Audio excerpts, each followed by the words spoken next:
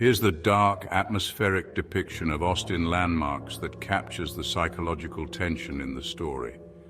The shadowed Texas Capitol and South Congress Avenue Bridge create an ominous setting, perfect for unraveling the hidden corruption and secrets in this crime drama.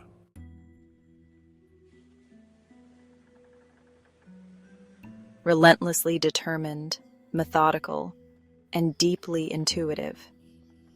Known for my ability to pick up on subtle psychological cues, I'm a former profiler for the FBI who returned to Austin to reconnect with my roots. My past cases involved tracking down elusive white-collar criminals, leading to my deep distrust of the wealthy elite. But, you see, I have a history of getting too involved in cases, often sacrificing my personal life for justice.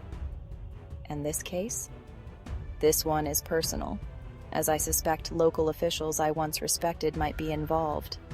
Detective Carla Mason's relentless pursuit of justice often blurs the lines between her professional and personal life, making each case a battle not just against crime, but against her own demons.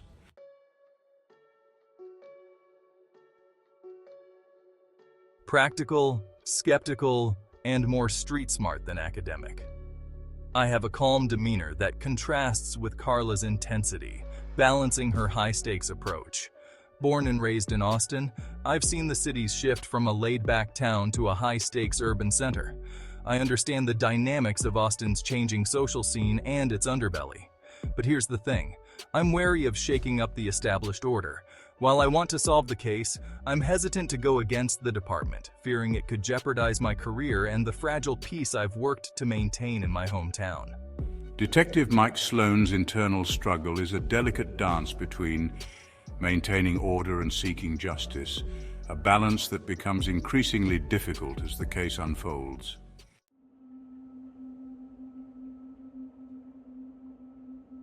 Another one swept under the rug. Detective Carla Mason sits at her desk, flipping through cases that never went to trial due to influential interventions. Her phone rings, breaking the silence. Mason here? A restaurant incident? I'm on my way. The scene shifts to a lone server stepping outside as a car pulls up. The driver's gloved hand reaches out with a bag, creating a surreal sense of fear. What's this? The server nervously looks inside the bag. A close-up reveals not just cash, but a neatly folded note bearing the initials of a powerful Austin family. This symbol again. It's them. As detectives arrive and start questioning, Carla's mind races through past cases involving the same family. She notices the server's slight hesitations and fidgeting, recognizing signs of fear and withheld information. Someone wanted us to find this.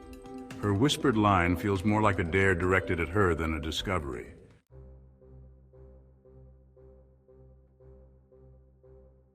Carla and Mike confront Ray the Code Ellison at his small, cluttered apartment.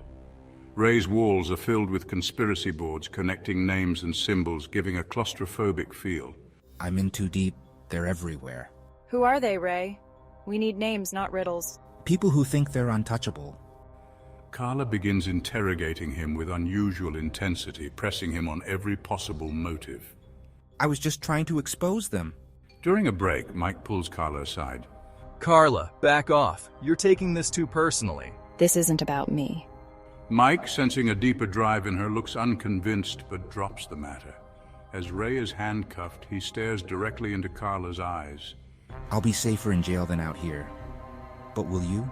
His words leave Carla visibly unsettled as he's led away, a flicker of doubt crossing her usually unshakable resolve.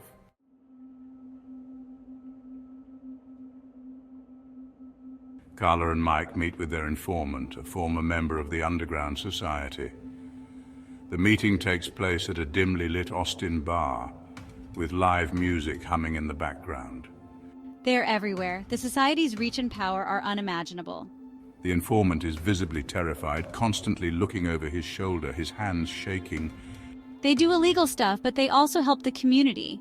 They think they're above the law, guardians of Austin's future. This leaves Carla and Mike questioning whether exposing them could disrupt the city they swore to protect. Back at the precinct, Carla reviews the case files once more. An ominous realization dawns as she finds discrepancies in the evidence logs. Mike, what have you done? In a quiet confrontation in the precinct's locker room, Carla confronts him. The society ensures order. Taking them down would invite chaos. Justice should never be selective. So you'll destroy the peace of an entire city for a principle? Better a fractured truth than a whole lie.